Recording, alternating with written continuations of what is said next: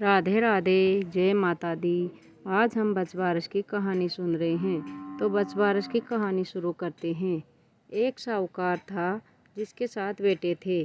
साहूकार ने एक तालाब बनवाया, लेकिन 12 वर्षों तक भी वह तालाब नहीं भरा। साहूकार ने कुछ विद्वान पंडितों से पूछा कि इतने दिन हो गए लेकिन मेरा तालाब क्यों नहीं भरता है। तब पंडितों ने कहा कि तुम्हें तुम्हारे बड़े बेटे या तुम्हारे बड़े पोते की बलि देना होगा, तब भी यह तालाब भरेगा। साहूकार ने पंडित की बात मानकर अपनी बड़ी बहू को पियर भेज दिया। साहूकार की बहू हमेशा बचवारस का व्रत कर बचवारस की कहानी सुनती थी। बड़ी बहू के पियर जाने के बाद साहूकार ने बड़े पोते की बलि चढ़ा दी। तब घनघोर मेघ बरसने लगे और तालाब भर गया। जब साहूकार तालाब की पूजा करने जाने लगा तो लोग भी उसके साथ तालाब की पूजा करने जाने लगे। जाते समय साहूकार ने अपनी दासी से कहा कि गेहूं दानोला बना लेना। साहूकार की गाय के बच्चे का नाम भी गेऊला दानोला था। तब उस दासी ने गाय के बच्चे को भी गेऊला दानोला समझकर पका दिया।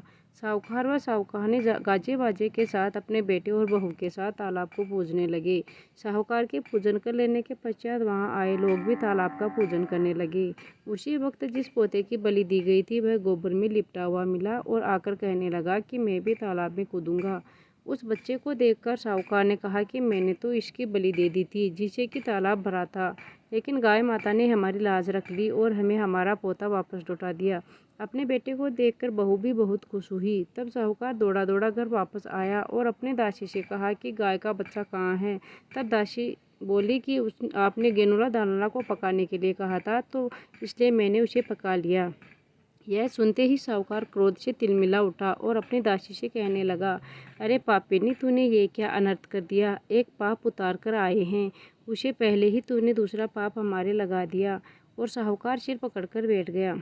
साहूकार और साहूकारनी सोचने लगे कि अब गाय आएगी तो उसको क्या जवाब देंगे।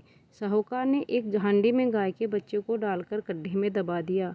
जब शाम को जंगल में से गाय आई तो अपने बच्चों को वहां नहीं देखकर चिल्लाने लगी और खड्डे में दबी हुई हड्डियों को खोदने लगी। जब गाय ने हांडी को खोदकर निकाल लिया तो उसमें से गाय का बछड़ा निकल आया। जब साहूकार को पता चला कि वह भी बछड़े को देखने के लिए गया, तब उसने देखा कि बछड़ा तो गाय का दूध पीने में व्यस्त था।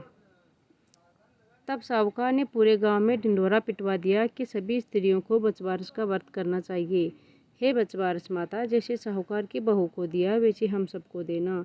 बचवारस की कहानी सुनने वाले को, बचवारस की कहानी कहने वाले को और सभी को देना। यह थी आज की बचवारस की कहानी या बचवारस की कथा। हम आशा करते हैं कि आपको बचवारस की कहानी पसंद आई होगी। धन्यवाद। जय हिंद, जय भारत।